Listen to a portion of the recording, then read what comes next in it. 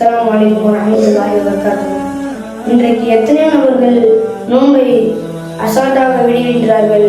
அந்த நோன்புடைய தீமை அறிந்திருந்தால் அவர்கள் நோன்பை விட மாட்டார்கள். பொதுவாக சில காரணத்தினால் நோன்பை விடலாம், ஆனால் அதை நீங்கள் மீட்ட வேண்டும்.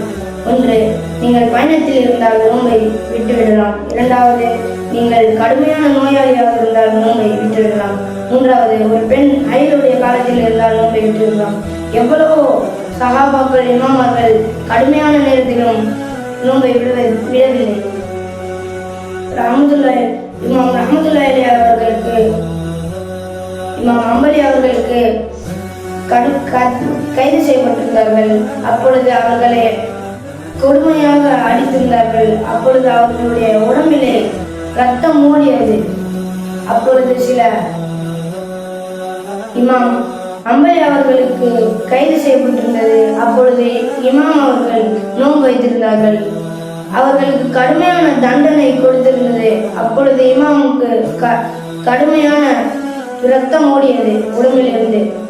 அப்பொழுது சில காவலாளிகள் அவர்களுக்கு தண்ணீர் கொடுத்தார்கள். அப்போ இமாம் கூறினார்கள், நான் நோன்பாளியாக இருக்கின்றேன், நான் என்னுடைய நோன்பை முறிக்க மாட்டேன் என்று அவர்கள் கூறினார்கள். வரக்கூடிய காலகட்டத்தில் இமாம் ஹம்பலி மாலிக் ரஹ்மத்துல்லாஹி அவர்களை போன்று இருக்கக்கூடிய நல்வாக்கியத்தை அல்லாஹ் உங்களுக்கு எனக்கும் தந்தார் புரிவானாக. அஸ்ஸலாமு அலைக்கும் வரஹ்மத்துல்லாஹி வபரகாத்துஹு.